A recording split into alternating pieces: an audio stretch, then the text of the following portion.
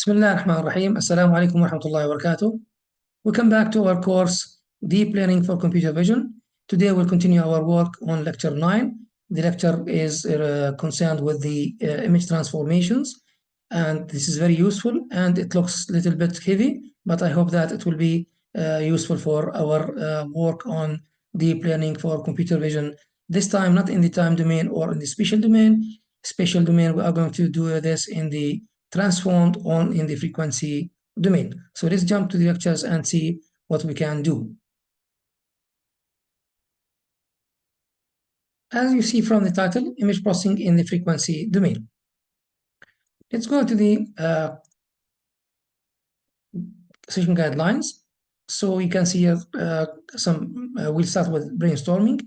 Then we'll talk about mainly about three types of transforms. We start with the Fourier transform, which is very well known and very traditional.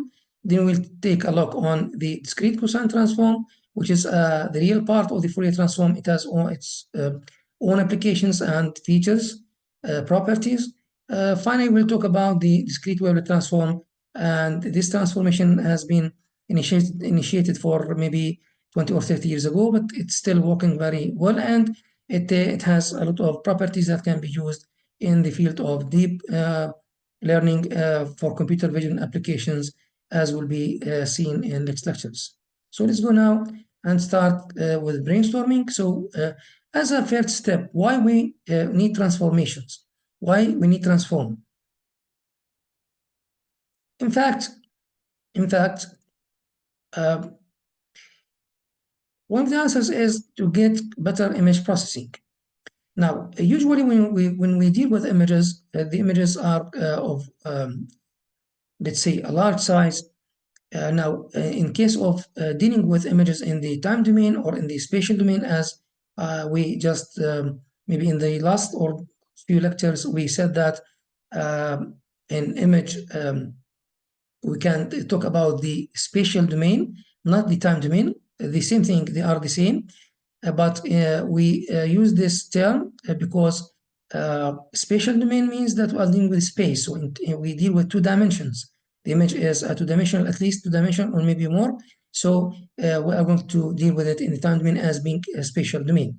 So why we need transformations?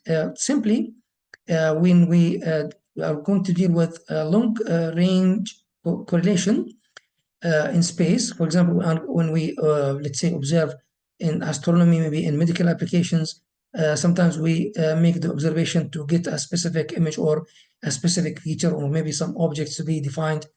So we may apply processing for a long time, and this will be very heavy.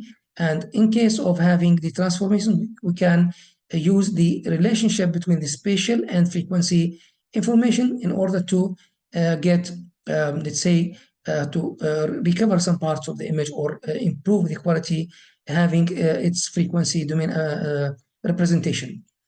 In the frequency domain also, the relationship between the two domains will give us an ability to define what we mean by smooth, low frequency, medium frequency, and fast changes or edges or highly textured parts of the image.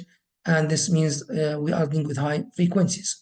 In this case, we can imagine or we can visualize all these things both in time, in spatial domain, as well as in the frequency domain. This will aid us and help in understanding and applying modeling and specific, let's say, targets or specific projects to be applied or to be done in this issue, in this regard.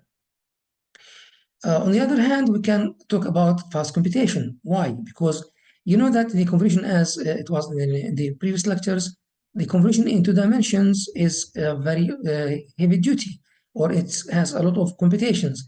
We can go from the conversion in the spatial domain into the conversion in the frequency, which is usually, as in all linear transforms, are going to be converted to multiplication of the spectrum, let's say, or the frequency domain representation of the input image, and that will be multiplied by the kernel or the mask that will be used also in the frequency domain. This will be converted from convolution in time domain or in spatial domain into multiplication in the frequency domain. for sure, instead of having summations, we are going to apply simple multiplications.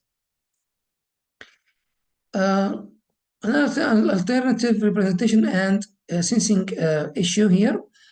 Now, in the transform domain, you can get some measurements according to the frequencies under consideration, and this will help us to specify, as I mentioned in a few minutes ago, that it helps you to identify, or you can let's say improve some parts of the image and recover some images that were contaminated by noise. This is very specific or very commonly used in medical applications and in astronomy when we apply long observations, or when in medical images when we have such images as here at the corner, because the images are not real images, they are images converted using radiology, maybe other types of CT scan, MRI imaging. All these things are, in fact, are not images by their nature. So we try to convert its spectrum into the visible domain, and we can apply different processing applications, pre-processing, also post-processing, to improve the quality of the images in order to make the medical staff take a proper decision and actions. For us as users, maybe sometimes, for example, let's talk about the efficiency here, or the storage efficiency and the transmission. Now, sometimes when you try to download an image, if you use the what we usually see that the download will be using sequential download. So you download row by row. This is not usually flexible and feasible. Why? Because you may get bored when you download such images. Instead, you can start by downloading the coarse part, or the, let's say, coarse version of the image. So you download first the low frequency part. You get some features in the image that are not very well and very clear, not very well clear and well seen. Now, when you are waiting for a few time, you'll get some refined details about the image. If you are satisfied, you will wait. Otherwise, you may be able to make a decision and leave the download, or stop it and go to another image type. This will lead us to return back to the discrete Fourier transform, which is very traditional. And if you remember from the course of signals and systems, you can represent any signal, whether it is periodic or non-periodic, into weighted sum of sinusoids. So we can decompose the signal into different sinusoids. This is the input signal. For example, if you look at this is just a reminder to remind you with the this is the input signal, and you decompose it into low frequency, higher, and higher, and you get the weighted sum of these countable sinusoids with different frequencies, with different amplitudes. When you combine all these things, you can decompose it, you can combine it all and get the original signal as being composed of all these sinusoidal, let's say, components, or harmonics. So if you go to the discrete Fourier transform as a startup, you can see that if this is the input signal in one dimension for sure here, if you take, for example, the input signal Fn, and you try to find its spectrum or the frequency representation using DFT, you need to apply the summation, the combination of all components, and after being multiplied by the complex exponential minus j2 pi u n small over n capital. Here u stands for the frequency component, or the frequency term that represents the decomposition operation.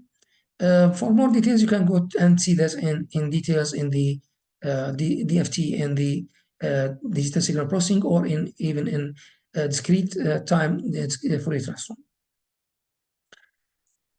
Okay, so for us, in case of using images or dealing with images, we need to apply to the DFT or DFT2, which means that we are going to apply this in two dimensions, in the dimension of rows and dimension of columns, because we have spatial domain. In other words, we have two-dimensional images at the input.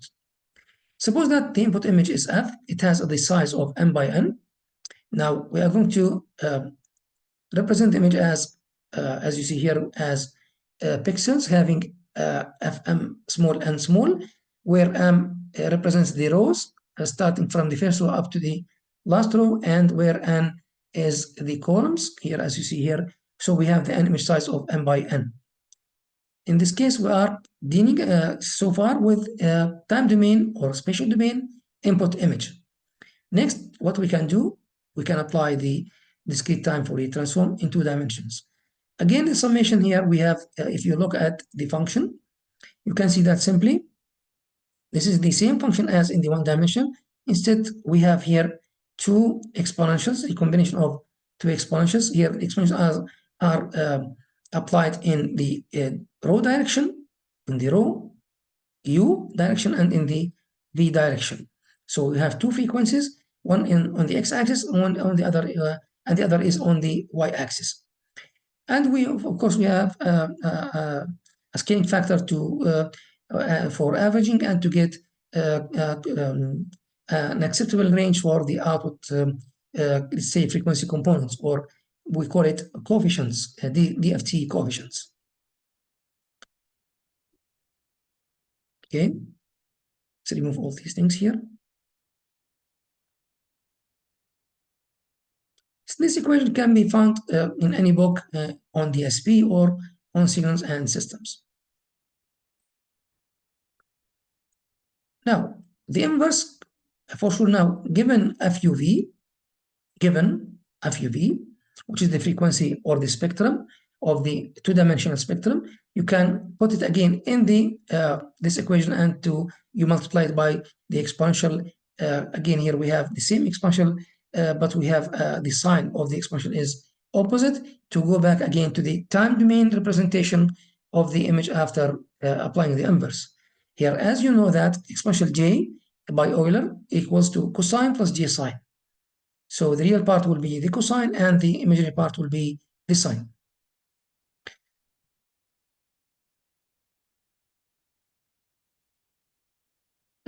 Very important information here, that the DFT in general and 2DFT in specific is separable in its nature. What do we mean by this? You can apply, instead of having the exponential twice here, let's remove this one. So if we are talking about the separable transforms, we can apply this in the row direction. After finishing that, we get a mixed time and frequency coefficient, let's say, or coefficients. We can now apply the output again to the second direction, which is the column direction, and this will give us finally either we are going back to the time domain or going forward to the frequency domain. So it's separable because you can do this in two steps. Step one, you can do this in the row direction, and when you get the result, you can apply it in the column direction, apply to the results obtained from step one. What this will be useful for? For sure, when you divide the operation into two sequential or cascaded steps, the speed will be higher, and the number of components will be easier to be captured and to be applied on computers and to be valid and available for programming, effective and efficient programming. Let's have this example. We have here a simple, of course, these components or these values are not, in fact, a real image. It's a 3x3 image segment having values, very small values, just for representation. We are going to apply step one to apply or to get the one DFT for every row. So we apply here. What we do, we take the first row and apply DFT in one dimension to get the output here as a result of having or applying the one-dimensional DFT. We can repeat this for the second row, for the third row, and get finally the output of applying DFT in the raw direction. Next, we continue with step 2. In this step, we are going to apply DFT in the column direction. So having the results obtained from the first step or step 1, we can repeat this process and get the result in which is the final one. Will be the DFT2 after applying the DFT in one dimension or in one dimension application in the row direction, then in the column direction. If we have a look on these images, I don't want to go deep in these details, just to understand the conceptual meaning of the application. You can see many features in this part of the image. For sure, this image is specific and cannot be generalized. Anyway, you can see that at the upper left corner, we have a value of 45, which looks more or less like the average value of all these values, or of the it looks like the DC component or the low frequency part of the image. And when you go by this direction, you can see that there is sort of symmetry between these components. And these details, of course, you can go deeper and have more details, but it's, for me at least, for in this course, it's a little bit out of the scope. Finally, we could convert the image from time domain into frequency domain using DFT2. Now we have some problems with DFT. Let's have a look on another example. Here we have a 25 by 25 image segment or small image. We have here, as you see, we have a white bar on a black background. The size, you see here, we have a value of 1 and 0. This is categorical. What we mean by this, 1 represents the white and 0 represents the black. The white here is represented using 200, the maximum value, which is 255, or it's all ones 8-bit grayscale component or pixel. So next, what we can do,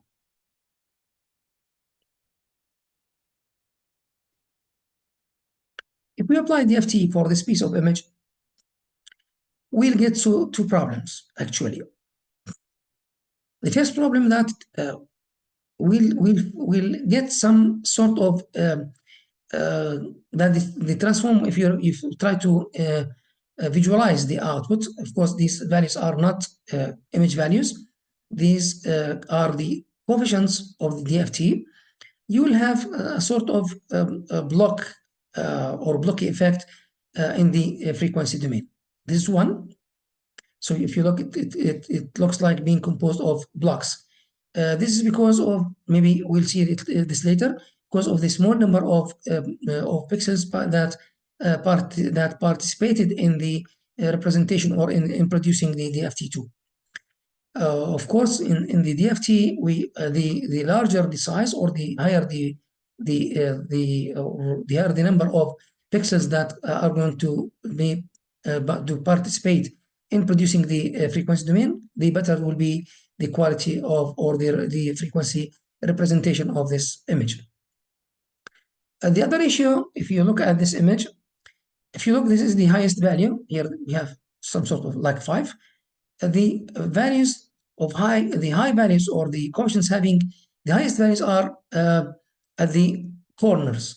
So it looks like the DCT has been the DC values, or the low frequency part, has been separated or split into the corners, and this will be not useful for us, because we cannot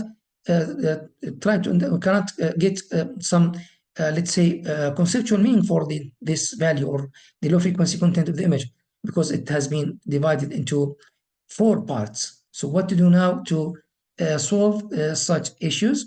Of course, we have to do with these 2 problems. We have to deal with these problems by applying proper solutions.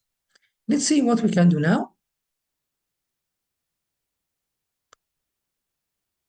This is the block effect. One of the solutions is to increase the resolution. So as we get higher and higher or larger images or more pixels that participated in DFT formulation, we get lower block effect as here if you compare these two images or these, of course, these images are not real. They are for the frequency domain representation. And you can compare when having small sized images with the or small resolution with higher resolution. This is the first problem, can be solved by increasing the resolution. The second problem, it looks like that we may apply very simple approach. Instead of having the DC at the corners, okay, here, as in the previous slide, we just flipped, or let's say combined all these components into the center. So in this case, we can look at the spectrum or the frequency domain of this image with a center, low frequency part is at this point. So let's have this simple explanation.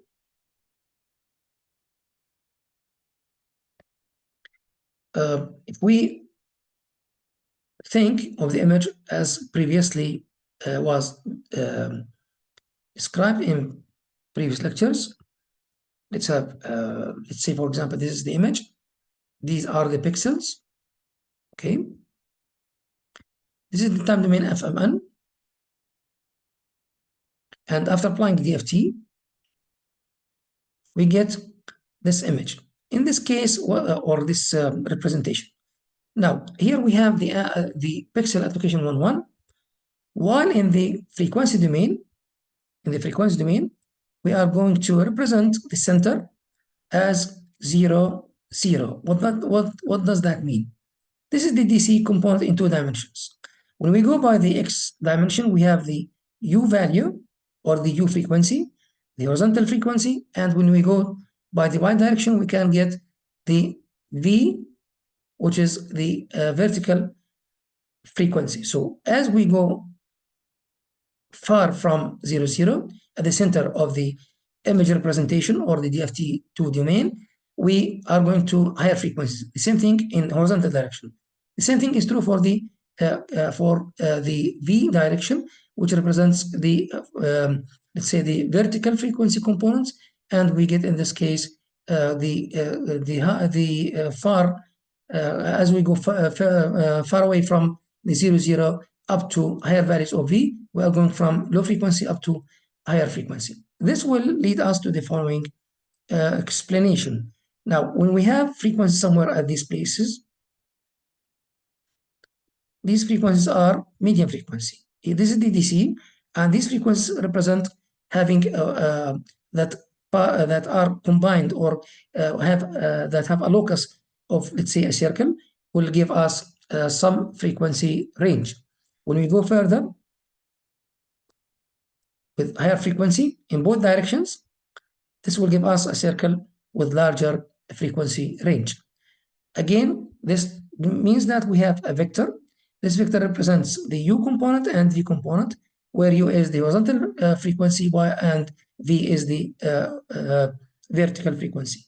The combination will give us the FUV, which means we have here the value, which is this point, gives us the value of, or the frequency representation of this frequency component, or we call it as coefficient. Okay? This is the idea behind using the DFT.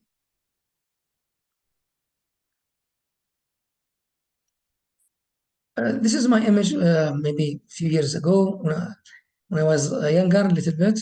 And as you see here, this is my input image. You can now see its frequency domain using DFT2. So we used grayscale representation. I just want to remind you again, the output will be different values. They will be floating point values with positive and negative complex numbers. If we take the absolute value, you can represent my image this way. You can see or visualize the spectrum in this way. If you look at this image, you can see it is a very big value at the mid which is the low frequency content of the image. If you look at my image, you can see here a background, white background. You can see also on my jacket also, there are a lot of dark pixels and some details at the edges. If you look at this image, you can see very clearly that the edge content in this image is not very high, mainly in the face part, in the tie part, and maybe on the here on the edges. So these dots here around here here and here have gives us information about that. We have high frequency components, high frequency coefficients, but most of the energy is compacted in the low frequency part, which is we call it the DC coefficients or the DC part. Also, we have high values in the U and V directions. Here, if you look at these directions, you can see we have high values also, but not as high as in the center, which represents the DC component or DC part. Now, if you go to the phase or the, because we have a complex number, we can find now the value as the phase and the amplitude and the phase. Now, if you look at the phase, you can see this image or this representation. Of course, here it's not very clear from this what is going on.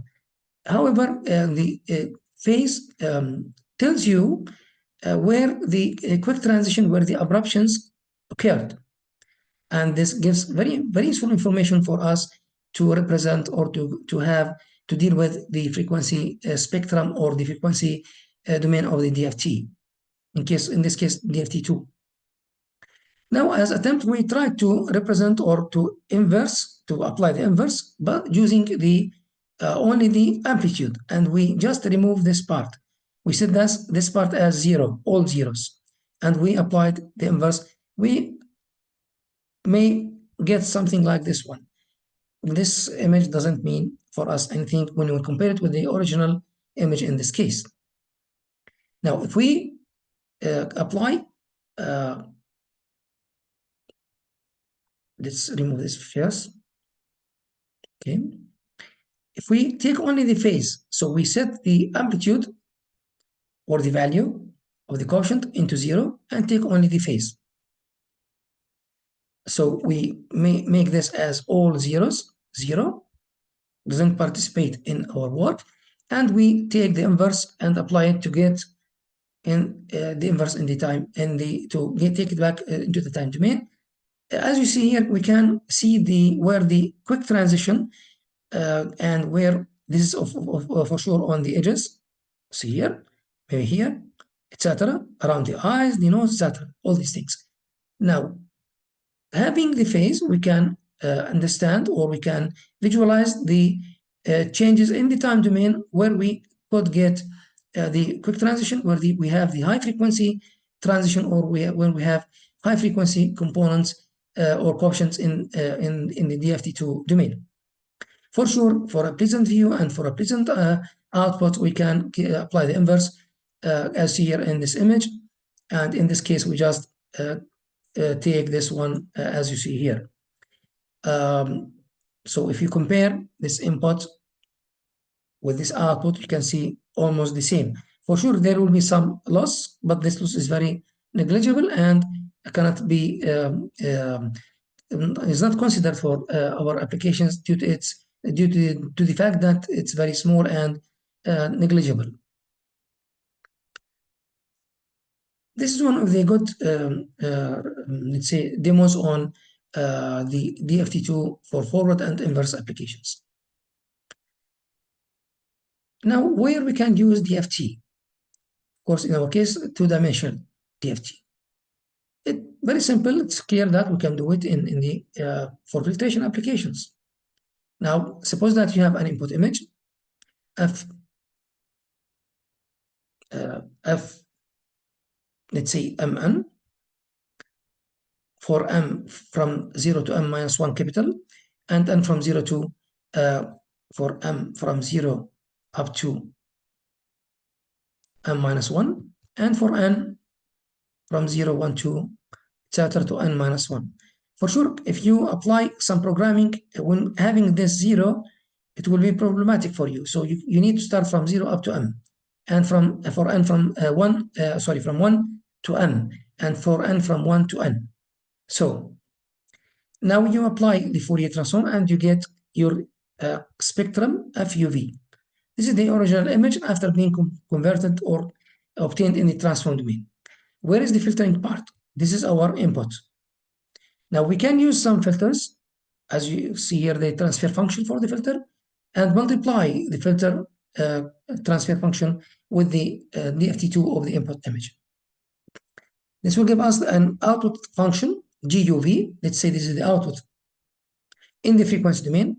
After finishing all our tasks, we may apply their several processing applications according to the H function, which is the transfer function.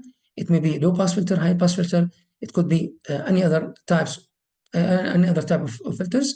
You can apply now the opposite operation by applying the inverse to the output in the frequency domain, which is the GUV function, and this will go back again to the time domain to get the output image after applying the filtration.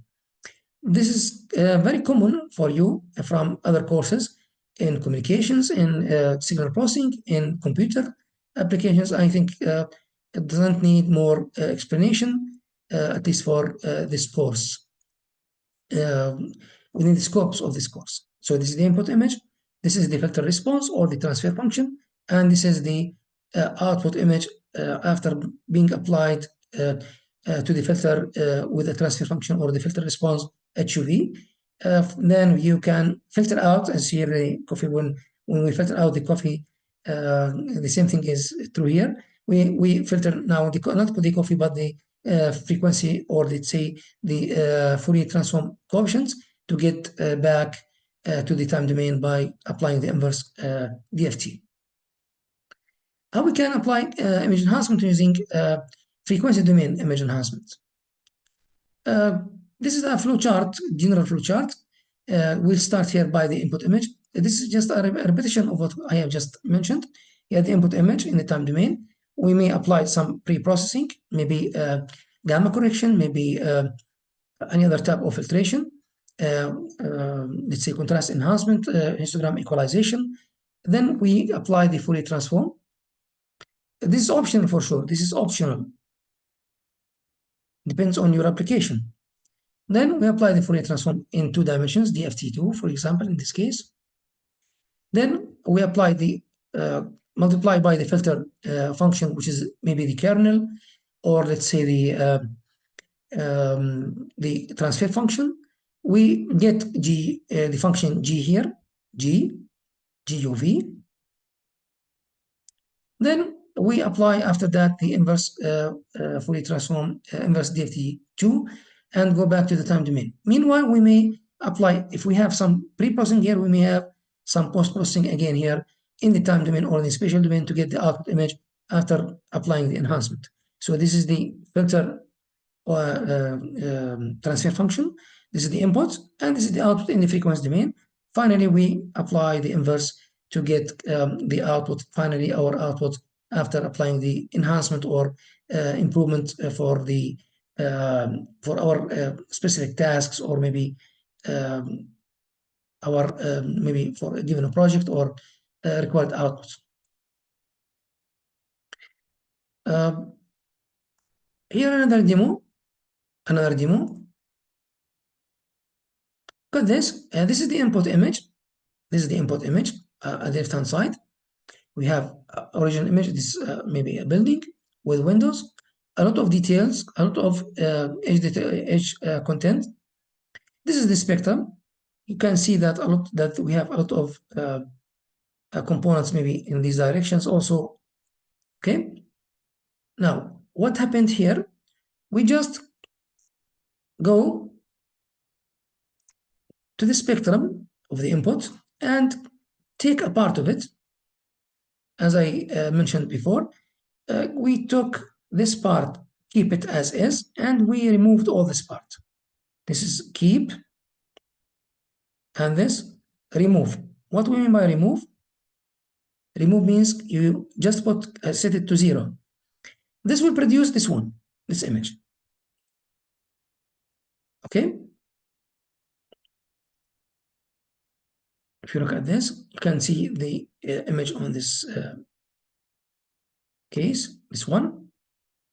So we kept a part of the image in the frequency domain and set all other values. The high frequency part has been set to 0, while the low frequency are not touched. Apply the inverse, you get this image. If you look at the image in both cases, you can see that it looks as a smooth version of the image. In other words, we have a low-pass filtered image. Low-pass filtered image.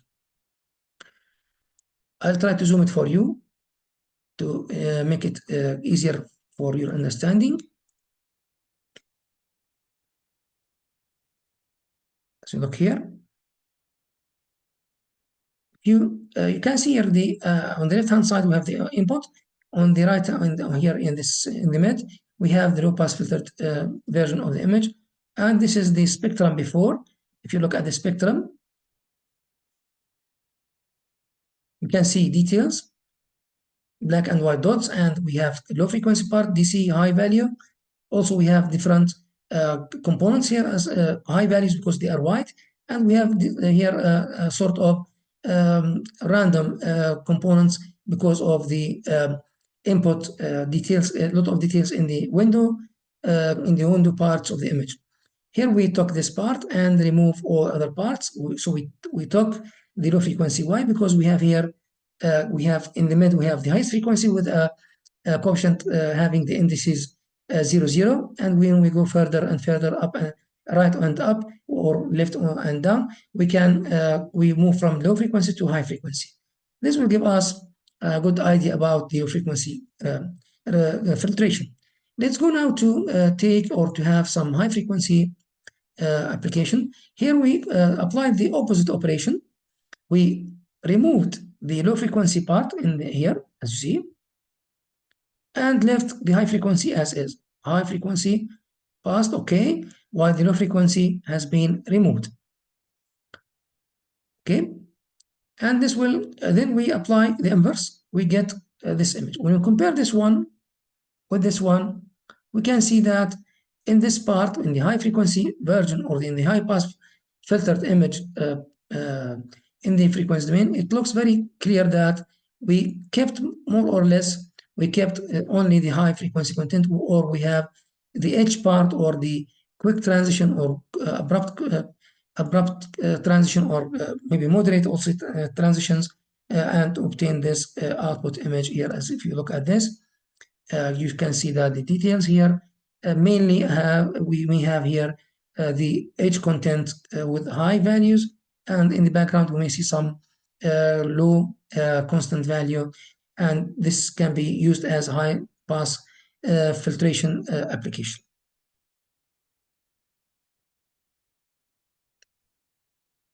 Here a very interesting demo also. Let's keep this one this way.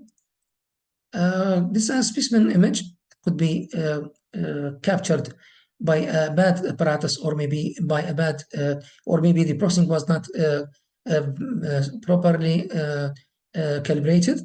Now we cannot repeat the image or can't repeat the capturing because it may be heavy duty, or it has been a long time ago.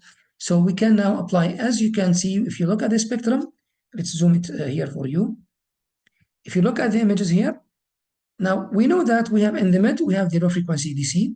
Usually you have to think about this about the spectrum this way.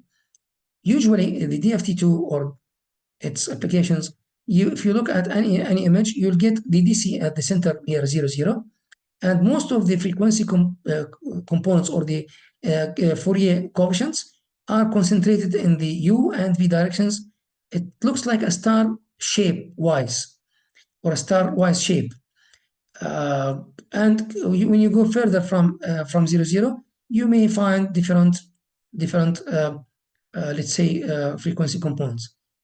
However, in this image, due to this net that has been added to the image, maybe due to some wrong operation, you can see other stars or other let's say components having high frequencies, the high frequency range here at this place.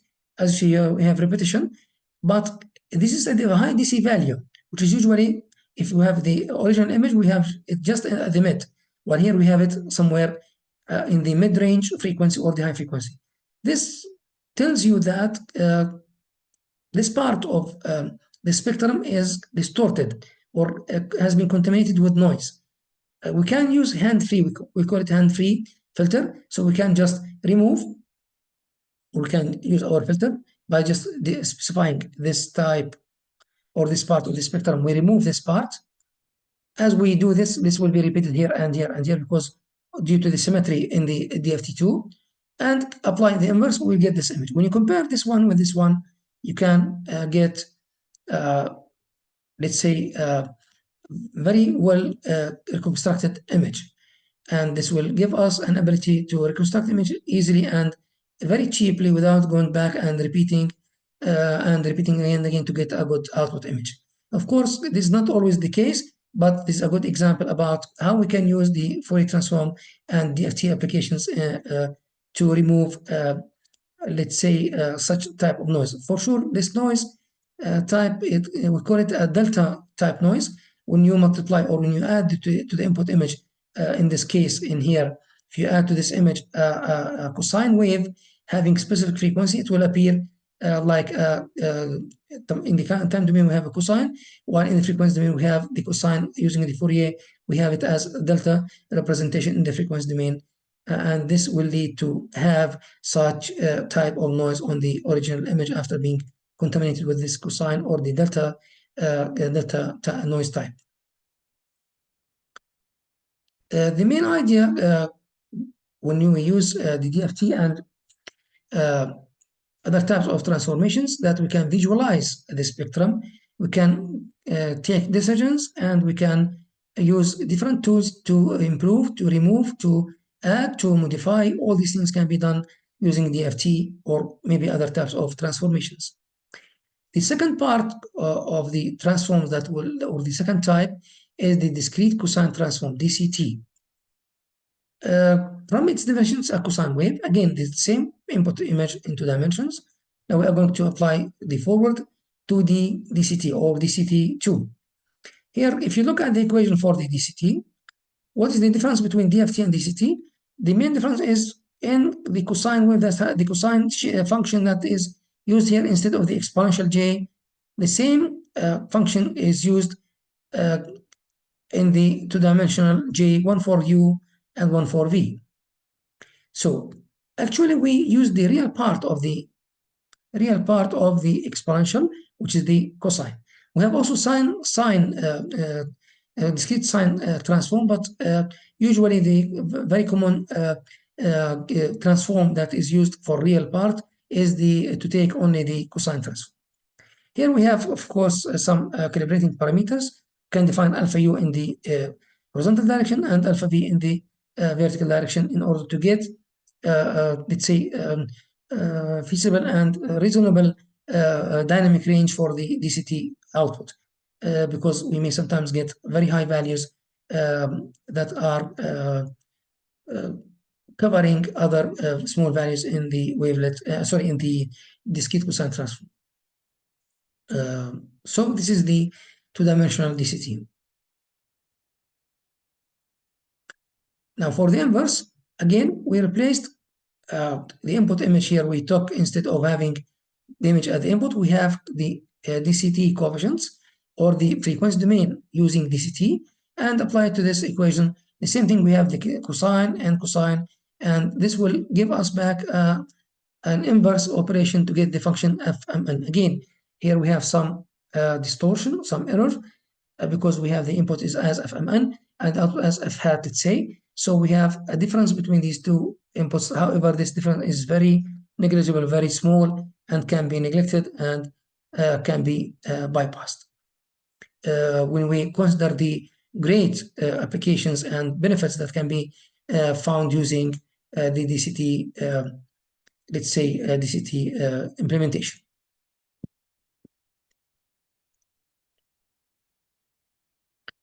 Again, the same thing as in the DFT, we can use the separable or the separability of the transform, which means that we can apply first DCT in the directions in direction of or in the row direction, and we can again after having this mixed or intermediate stage, we can apply in the direction of the columns. Now we can again it's good to mention here that if you have already have got the first step result, you can do this in the column direction. Instead, you can just transpose, apply the escape. This matrix is T, let's say the T vector or matrix. You can just apply the transpose. So you can, by default, transpose the output matrix and do it this way and repeat step one in the row direction. So you can maneuver in these issues and get a very quick application. In fact, the implementation of cosine wavelet that will be next discussed and the DFT as well. All these transformations are heavy in calculations and they require strong and effective processors to when we deal with large image sizes. For sure, when you know that when the higher or the there's a higher demand on good output image qualities, on high resolution images, high definition images, and this will make it for us difficult to let's say combine or apply all these transformations in a proper time. Let's have a good example here. We have an 8x8 image segment. Usually, it's a grayscale image. Now we can apply DCT. We can get this result. If you look at the output, again, we can see that at the upper left corner, here we have the highest value, the average value. And when we go in the row, in the column directions, we are talking about the frequencies in both directions, and again we combine both horizontal and vertical directions. Now, if you look at the image itself, you can see that these numbers are taken randomly. So there is no specific here. And if you look at this, here 55, 26, etc. All these numbers are random. You cannot detect here a specific feature or a specific edge. Maybe very, very difficult to find maybe somewhere here some sort of edges, and this will affect these values. Anyway, DCT combines or makes energy compaction by putting the low frequency content at the upper left corner in both directions in vertical horizontal, and when you move further you can increase the frequency in both directions. Now sometimes we may use what we call it the zigzag scan.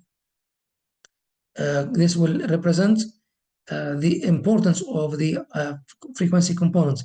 So you can go this way, and the when you go down and down, you are increasing the frequency, and which leads you to the highest frequency.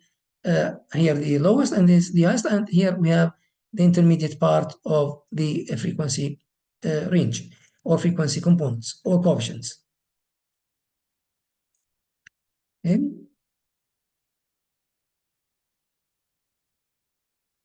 Now, this value can be obtained easily. This is our function. So we replace, if you remember the equation in the previous slide, here we have fmn, we have cosine, and we have another cosine. Now, we set f the location 0, 0, which is this one. Now, if you take the cosine, we plot for u equals 0, and for v equals 0. And summation is applied on all pixels in the image.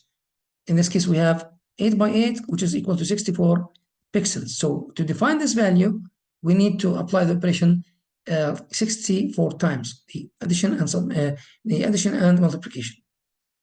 The cosine will be converted here into 1, and this will be also 1. So we can say that this 1 can be removed. So we, in fact, it looks like that we are just applying a sort of averaging, because all these values are set to 1 for the cosine, and we actually take, looks like that we take this one, because this will be multiplied by 1 and multiplied by, again by 1. This square is here. So the average value represents low frequency part. And this means we call it the DC component. We call it as DC coefficient in the DCT application. Okay. I don't require more than these details for your convenience because this topic is very wide. It requires a lot of, let's say, explanation. I want just to, let's say, have some conceptual meaning of the main transformation. Now, another issue, if our image is larger than 688 by 8 by 8, if we have, let's say, 1000, 1K, or maybe 4K as today images, this means that we need to repeat the process for a very long and very heavy summation here. And this is why we need to divide the image into sub-images, or we call it blocks, and apply the DCT blockwise on each block separately. And we need to choose here either 4x4, 8x8, 16x16, maybe more or less. However, we usually use 4x4 and 8x8 segments if we have a very large image, and this will be working very well. Believe me, I can tell you that it's good for your applications in general. Again, we have DFT, we have DCT. What's the problem with these transforms?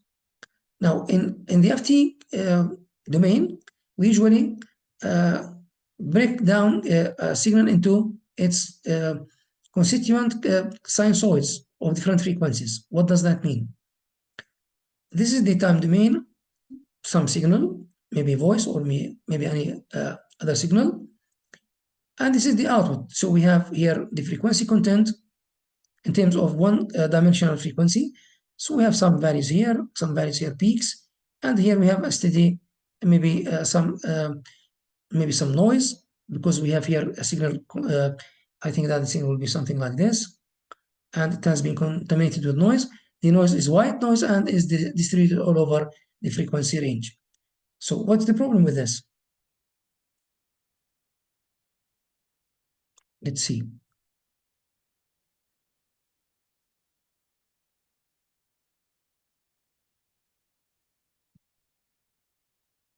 Before answering this question, let's go to what we call the stationarity. Suppose that you have a signal having three frequencies, 2 Hertz, 10 Hertz, and 20 Hertz. For simplicity, we took very small frequencies and combine all the components. We get something like this one. This is a time domain signal. It's a time domain signal having the three frequencies together, as you see here. If we represent this in the frequency domain using DFT, we can see that we have a peak at 2 Hertz, 10 Hertz, and 20 Hertz. Next, what if we have, this is a stationary, of course, input signal, non-stationary, which means that we have the 2 Hertz frequency and maybe 10 and 20, this is the original frequency. They have some non-stationary effect with that are the frequencies are calibrating. So the signal has 2 Hertz, but with a range not exactly 2 Hertz, but it is varying between 2 Hertz plus minus 0.4 Hertz. The same thing for the 10 Hertz and for the 20 Hertz. So there is a sort of non-stationarity effect here. We may take a look at the signal in time this way, and this is its spectrum. So far, no problem. We could represent the frequency domain very easily. So what we try to understand, or what we try to explain here for you, let's go to the next slide. I think that you know what is the chirp signal. Here, the chirp is a signal having, for example, frequencies starting from 2 Hertz up to 20 Hertz. Here we started with low frequencies, as you see here. Here we started with low frequency.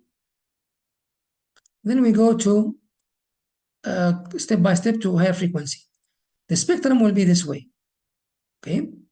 Now we inverted the process or the signal. We have inversed the signal by having the high frequency at the starting time, and then going to lower to the low frequency. Again, the spectrum will be the same as in the previous case. So if we compare the spectra here and here, we can see that they are the same. They are the same. So this, in fact, is a problem for us because they are the same in frequency while they are different in time domain.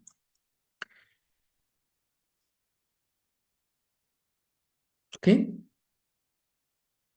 Why? Because we apply averaging all over the time domain to get the frequency representation.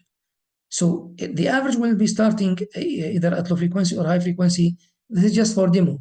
This will not be seen in the frequency domain.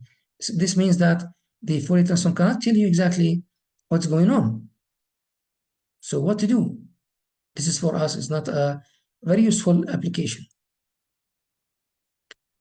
This led to invent or start what we call it the wavelet transform. Before that, there was an attempt using the short time Fourier transform. This can be done by opening a window in the time domain, and this window will be just looking at a specific piece of time, very short time, and represent its frequency using DFT. Then relate the time with the frequency. This is good, but sometimes it's not efficient and sufficient for us to deal with the images in the frequency domain or in the transform domain and to apply some advanced applications. The invention of the wavelet was maybe 30 years ago, and the wavelet in general is a waveform. Usually, what is the wavelet? A small wave. It's a waveform of effectively limited duration, so it's a very short wave. We call it wavelet, and it has a very important property that it has an average value of 0. So when you find the average value or area under graph or the summation, you'll get a value of average value of 0. If you compare now the sine wave, it's a long duration function. With the wavelet here, this wavelet is the DB-Cheese-10 wavelet. We have a list of wavelets we'll talk about it soon. This one is called DB-Cheese-10. So as you see here, it's very short in time, and it has an average value of 0. So other properties can be also seen, like short time localized waves. They are localized very shortly in time, so you can now relate the time with the frequency with a 0 integral value. It can be a possibility for time shifting and scaling. So you can stretch and shift this wavelet to fit your application, and it's flexible function for further processing. This will be very clear very soon in the next slides.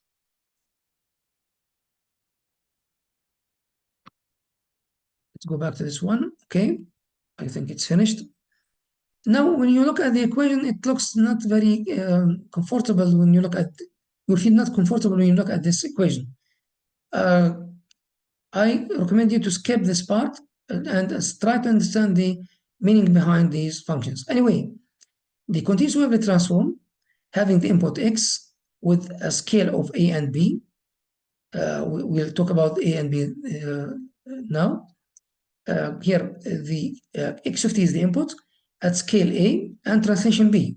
A is the scaling factor, and B is the shifting of, let's say, the translation, in other words. And of course, when we have lower scale, we have higher frequencies. Now, this is a normalization factor, no problem with this. And this is the mother wavelet. This is the decomposition function that will be used to decompose the input image or signal maybe into its components in the wavelet domain. And we call this the mother wavelet. It has a lot of properties that must be satisfied. And just for now, I need you to remember what is the mother wavelet is simply is the decomposition function that can be used for decomposing the input signal into the wavelet domain using this function. This is the translation, and this is the scaling factor or the scaling of the wavelet frequency, or what we call it the scaling factor. Again, the wavelet must satisfy the average value will be 0, and its value, absolute value, squared absolute value under graph will be a finite number and doesn't go to infinity. It's one of the important conditions for using these wavelets. Again, do not feel confused. This is just for demo applications. Now, how to apply the wavelet steps? Step 1 is to take a wavelet and compare it to a piece of the signal. Let's say a section at the start of the original signal. So this is the input signal, as you see here. This is our input signal. Okay. And we want to decompose it into the wavelet domain. We take some wavelet, let's say which is 10, this one. Okay. And try to find the correlation, or let's say how closely correlated the wavelet to this section of the signal. So we compare these two parts by applying the wavelet and get some value. Let's say C equals 0.0102. So if you look at the value C, it looks like that this value is very small, and this means that the similarity is very low between these two sections. So far, things are not good. Let's go further and see what will happen. Now, step 2 or step 3, we enlarge, stretch the wavelet and repeat step 1 and 2. So as you see here, we took a wider or larger part of the signal and apply a scale factor, or maybe translate factor of the wavelet. Then we find the how close they are related to each other by comparing these two parts. This gives us better value for C, and this means that the correlation is higher, or the similarity is higher in this case. This process will be repeated for the whole, let's say, row, maybe the signal, until we get these coefficients. Our output is the C value, and the C value will be called the wavelet coefficient at the output of our operation. There are different types of wavelets. I think that the slide size maybe very small. Let's have a look deeper or closer look. Here we have the Haar wavelet, the first one that was used for wavelet transform.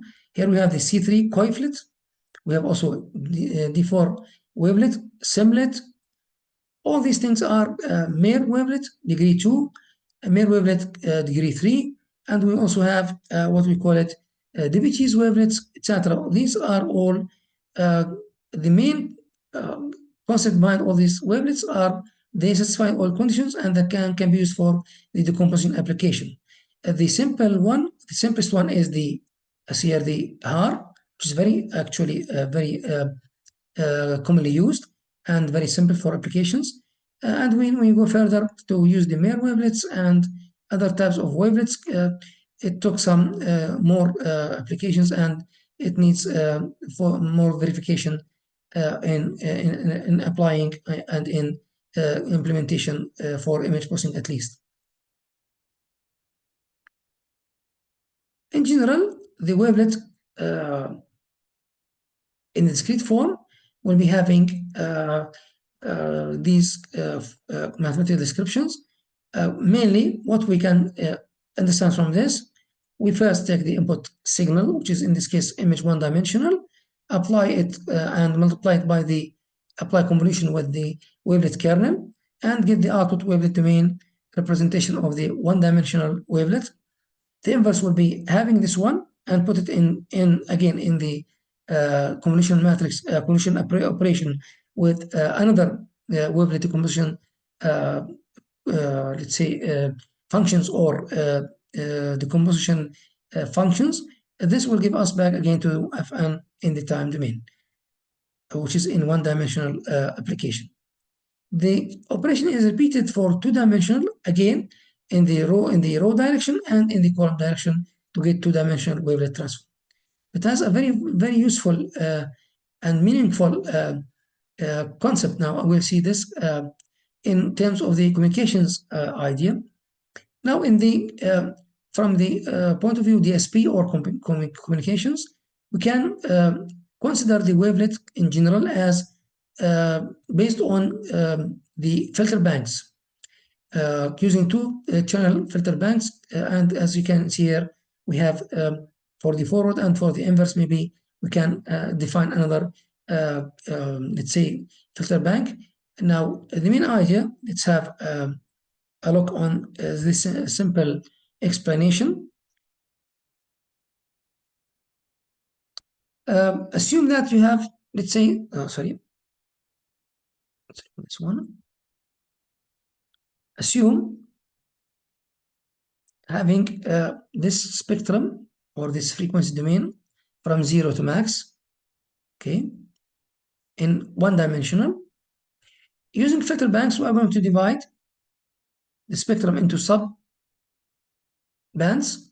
We call this as low and this one as high frequency range. The wavelet in this regard will be considered as implementing a filtration or a filter bank to the input image or to the input signal. We can repeat now.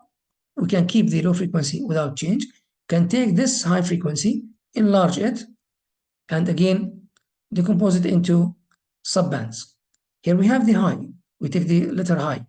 So we have here, this is the high, the low frequency of the high, and this is the high frequency of the high. And this process can be repeated many times to get the output at a final stage.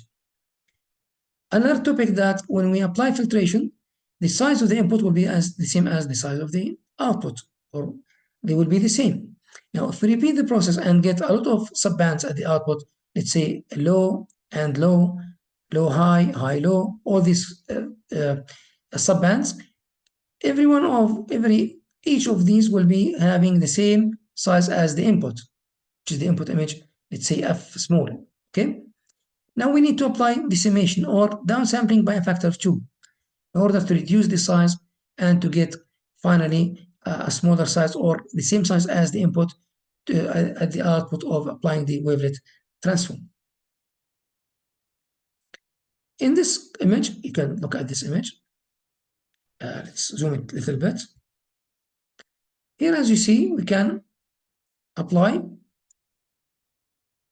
two filter types. Here, the low frequency filter part. This is the high frequency filter part. We apply here the decimation, call it the decimation, which means applying undersampling or by a factor of 2. The same thing is here. We can now, for the high frequency, keep it as is without change. We can now again split the low frequency into high and low components and so forth. Then every time we use the decimation to then finally what we can do now, we can combine the outputs here with this one. I'll try to move it here, okay, and this one. So we just compare, or we can just add this one with this one and this one to represent the input signal or input image xn.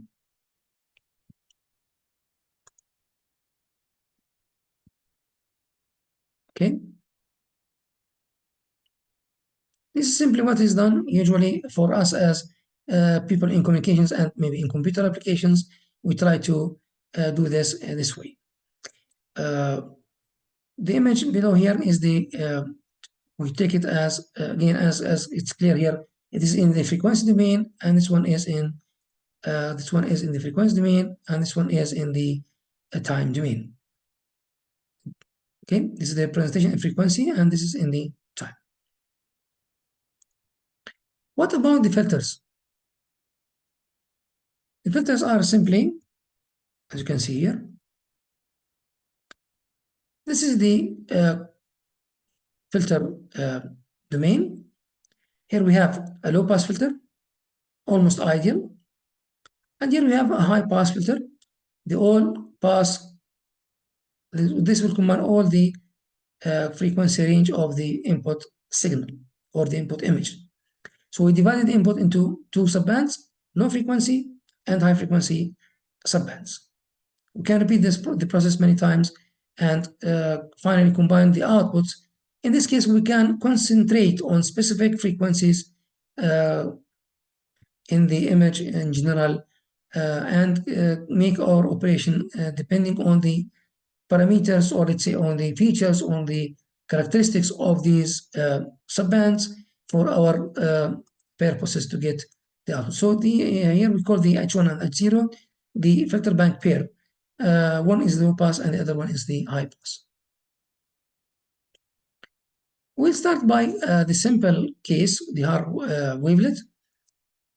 Here for the Haar wavelet, it has two or one filter pair, two filters. The first one is for low pass filter. First one is for low pass filtration, and the second one is for high pass filtration. These are the time domain kernels that can be used for the Haar filter. It's the time domain because we have discrete values. We use the notation n to represent the time domain representation or the time domain samples. So we can apply convolution between this kernel, this kernel, and for the high frequency we can use for this kernel. We can repeat the process many times according to our application. Let's have an example here. We want to use the Haar wavelet to perform wavelet transform on an image by dividing it into 4x4 blocks. Now, these are the Haar wavelets. This is the low pass, sorry, and this is the high pass. How to do this for a 4x4 block? It's very clear here that we are going to apply the low pass and the high pass for in the direction of rows. Then in the direction, the result will be applied to the second filter will be, sorry, in the direction of columns. What about this thing? What is the origin here? What do we mean by the origin? Now, let's have a look on this presentation or this small demo. Let's remove this all from here. Okay.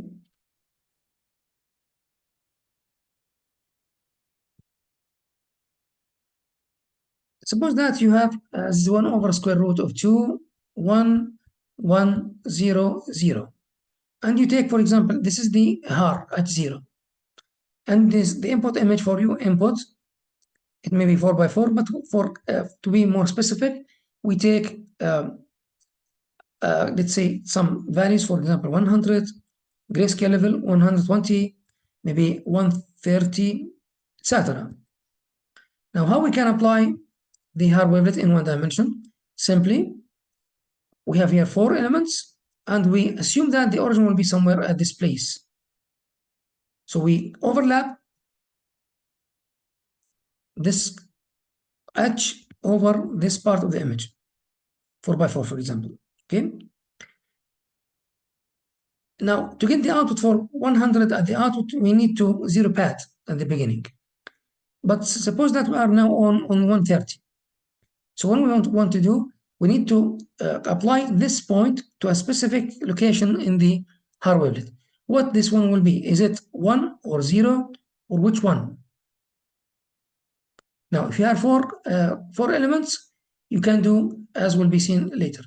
If you have more, for example, 6 or maybe 8, you need to take 6 pixels here. You just need to add zeros as much as you want. Now, how to center the kernel over the image? This is clear here from this slide. If you look at this point, this is the origin here.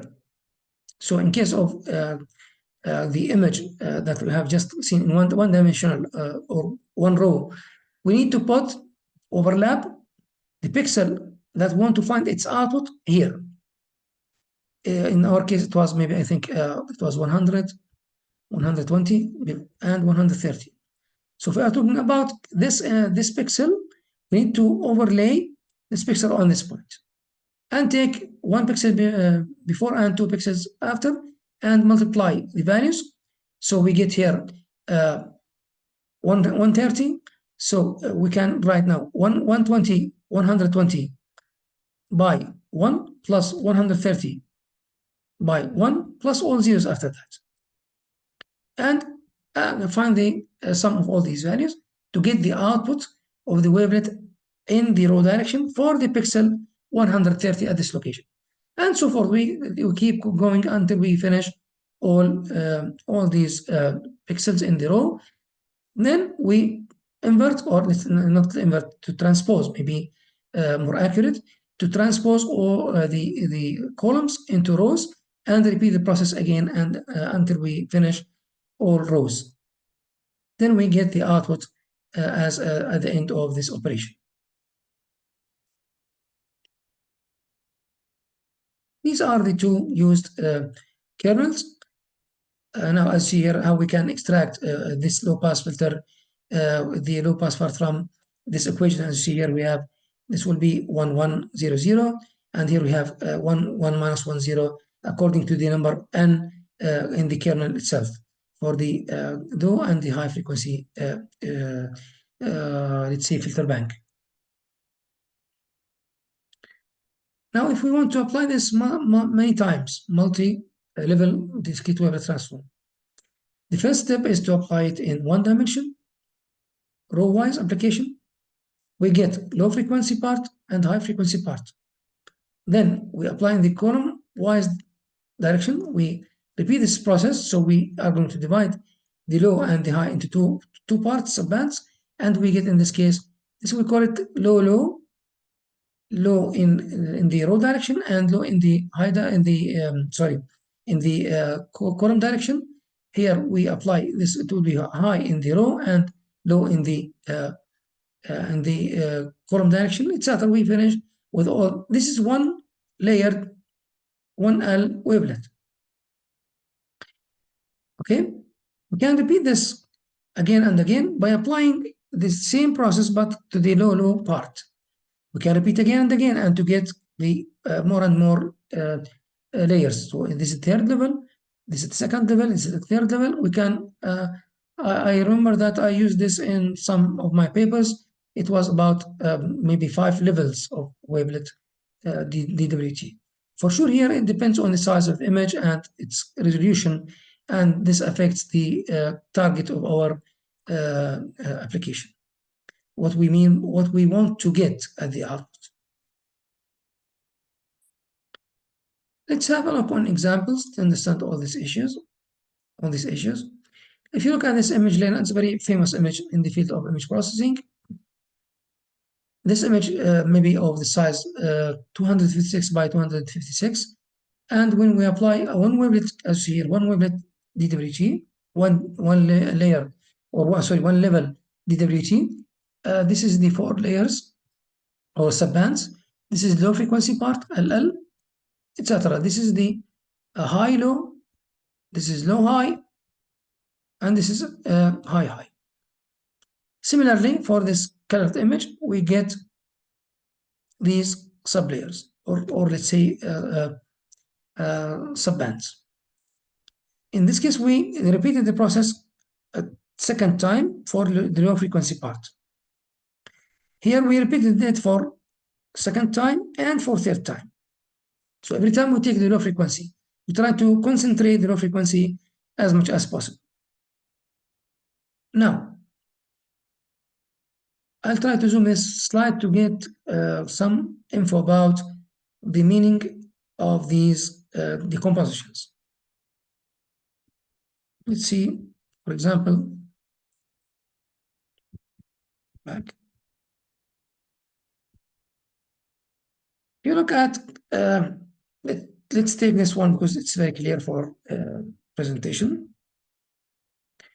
If you look at this image, you can see that we have concentrated by repeating the wavelet many times. Most of the low frequency has been concentrated lower and lower, and we get almost the DC content or maybe the low frequency content of the image at this matrix, or let's say the wavelet band. Now, if here we still have some details that are more or less are low frequency. When we go further by this direction or this direction, we get higher frequencies. If you concentrate on the image, you can feel that in this, for example, when we take the larger one here, maybe this one and this one, what is the difference between the content of these images? You may have a look here. We have high low, yes, high low, and here we have low high. Okay. If you look at the content here, you can see that you may find that, for example, if you take this edge, this part, I'll try to clean this one all to have a better presentation.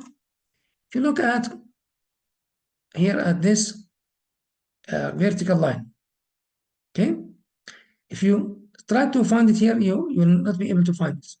Compare this with this. In fact, in the wavelet domain, in this part, you can see vertical lines, almost vertical components or edges, let's say, or quick transitions in the image, or high frequency in the image. While in this image, you can see that we can find, maybe it's not very clear here. I'll try to, let's say, take this arrow. Look at this. You have some horizontal line here, horizontal line here, also on the hat, or horizontal lines. Here we have vertical lines, vertical lines. So what about this one, the last one?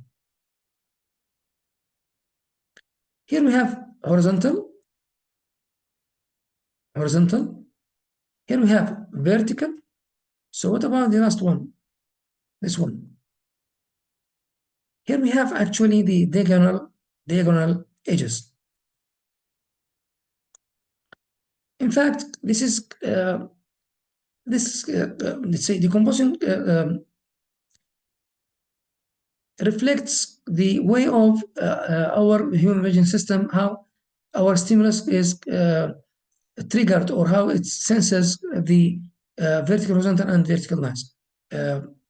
Simply, if you look at some objects, you can distinguish very easily vertical and horizontal lines with high, let's say, accuracy. While when you look at the diagonal lines, we may say that this line may be 30 degrees diagonal, maybe 40 degrees, I'm not sure, but you can distinguish vertical and horizontal lines very quickly. And this means that this part is much important than the last one, this one. However, it again depends on your application and what you are doing this for, and what are the purposes of your work.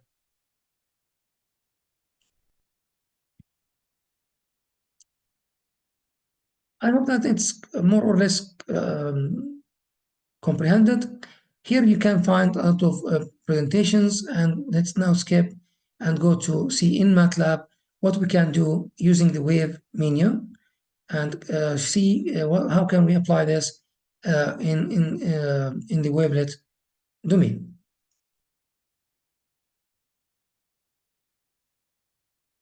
So let's go to MATLAB here. If you type wave menu and click on it, you will get a window opened, which is called Wavelet Analyzer. You can see here different functions and buttons that can be used in case of the wavelet. You can find here one-dimensional, two-dimensional, three-dimensional, etc. And other, I think that the image is still a little bit with small text. However, we'll try to go to this one, wavelet 2D. If we click on wavelet 2D, you will get some opened window like this one. Here, wavelet packets 2D. Let's go to some example here on the file icon, example on or example analysis. Let's take, we have either indexed images or true colored images. Let's take, for example, jellyfish image, which is a MATLAB image that can be is stored in MATLAB. Okay. We can see that this is the input image and this is the wavelet coefficients in one-dimensional. You can use here level, instead of level 1, you can change here at the corner level 2, and then analyze. You can apply this one and get, of course, this case is a wavelet package. It's an advanced tool for the wavelet. We may talk about this later on in future lectures. You can go to wavelet 2D. Let's start with this one because it's easier for you to understand. Here we open this window, file, example analysis, true color images. Let's take jellyfish again. This is the input image, and we want now to define the types of the. If you look at this place, here we have here the Haar wavelet. We are using the Haar wavelet. Here we have how many levels we need. Now let's change the number of levels. Instead of having 4, let's take now, for example, 2 levels, or maybe at least 1 level as a start, and click Analyze on this button.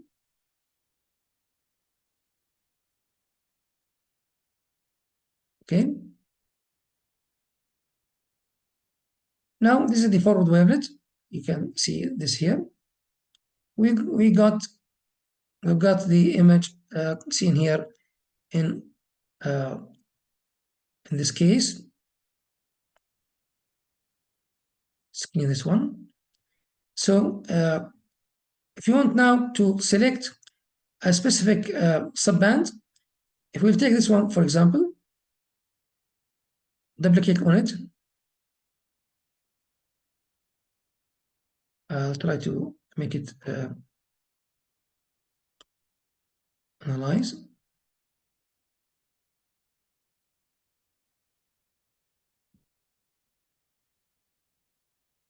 Okay, we can take two layers.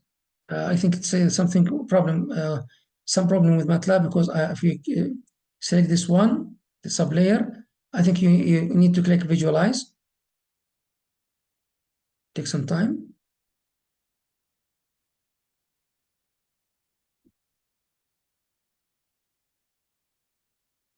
I'm trying to make it visualize. Okay, yes, this one. So we took here the subband of the low of the wavelet. Now we may take, for example, this one and visualize here at the corner. So we take some details about the high-low with horizontal coefficients or horizontal edges. We may now apply, for example, 3 wavelet levels, analyze. We now can span and see all these layers. As you see here, we have 3 layers. For the wavelet here, we go further in decomposing the low frequency part or the LL band into subbands for 2 times, 3 times, and get the output. We may take out of here, out of functions can be used in case of having the wavelet. I keep this for you, and you can see on mathworks.com how you can use this for denoising, for getting some compression. How we can do compression? We can simply remove the high frequency content high and see what will be the result, and see the output image as the output. So we can remove this part. For example, for compression, we can remove this part and make it all zeros, and this means that we have removed 1/4 of the image and apply the inverse to get some sort of compression. This is a very simple compression application for sure.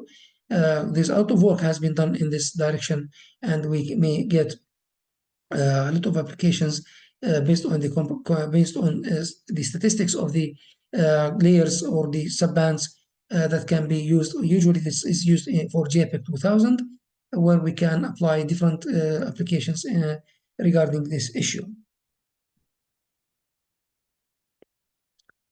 I think for today, that's all talks, and I hope to see you next lecture, inshallah. Thank you for listening and see you soon.